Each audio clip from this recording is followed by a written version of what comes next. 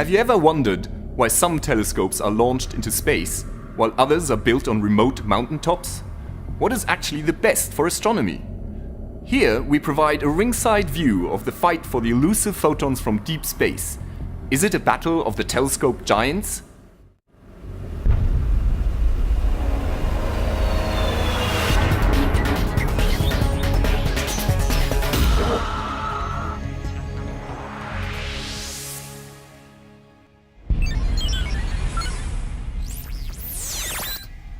This is the Hubblecast, news and images from the NASA ESA Hubble Space Telescope. Travelling through time and space with our host, Dr. J, aka Dr. Joe Liska. Welcome to the Hubblecast. Now, when I was a kid, I often used to stare at the night sky and wonder what it was all about. Now, back then, I usually only used my eyes, or at most a pair of binoculars.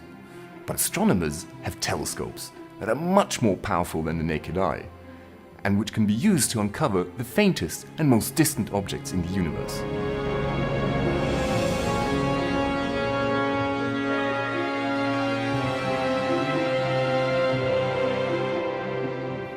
Now, in today's Hubblecast, we will take a small detour from our usual flow of amazing discoveries and images from the NASA ESA Hubble Space Telescope and look at the most fundamental tool used by astronomers, the telescope. Now, it all began nearly 400 years ago when Galileo Galilei, for the first time, looked at the universe through a small telescope. Now, this momentous occasion will actually be celebrated in 2009, which has been declared the International Year of Astronomy. Today, we have telescopes of many different sizes and shapes. Some are on the ground, like ESO's Very Large Telescope, located on a remote 2,600-meter high mountain in the Atacama Desert in Chile. It's seen here in one of the most sophisticated computer models ever made.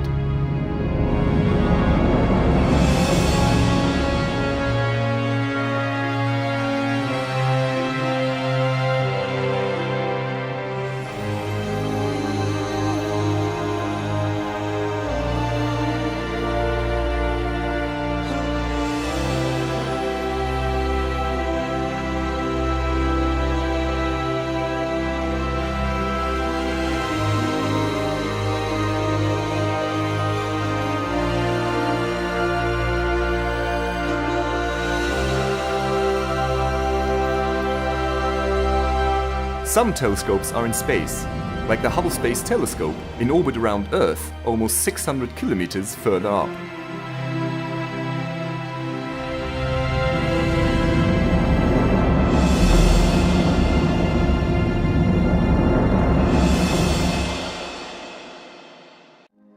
So how does a telescope work? Well, common to almost all telescopes, regardless of size or purpose, is that they have a mirror, some instruments, and a few supporting systems. Now, the main function of the mirror is to collect as much light as possible from distant stars and galaxies. It is not to magnify anything, as many people think. Then there are a number of secondary mirrors that send the light to the instruments. Now, there are two main types of instruments. First, there are cameras, which essentially do what any normal digital camera does. They take images. And then there are the spectrographs, that spread the incoming light into its constituent colors like a rainbow, which can tell a lot about the physics of distant objects. Ingenious engineers and imaginative astronomers around the world compete in a scientific battle of how to unveil the secrets of the universe. So who is winning? Are the ground-based telescopes better because they are larger and collect more light from faint stars and galaxies? Or are the space-based telescopes winning the race, as they can make sharper images above the clouds and the disturbing atmosphere? On that count, ground-based astronomy is fast catching up. Advanced techniques, such as adaptive optics, have been developed to correct for the atmospheric blurring and twinkling. On the other hand, the atmosphere blocks certain wavelengths of light. Only space telescopes, like Hubble, that fly above the atmosphere, can access the ultraviolet and infrared parts of the spectrum, which are invisible from the ground. Ground-based telescopes, on the other hand, can observe larger portions of the sky in one go, and also usually have more specialized instruments that are easier to change when new techniques are developed. It would of course make for a much more exciting Hubblecast episode if we could show you a bloody battle between furious ground-based and space-based astronomers. But in reality, there is no battle between ground-based and space-based telescopes.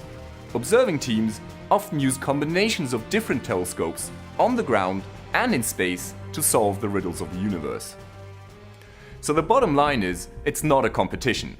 It's the synergy and complementarity between the different kinds of telescopes that matter, whether they're small or large, in the southern or northern hemisphere, on the ground or in space.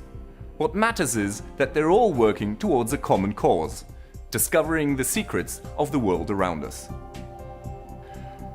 This is Dr. J signing off for the Hubblecast, which, by the way, from today onwards will be available in high definition from spacetelescope.org.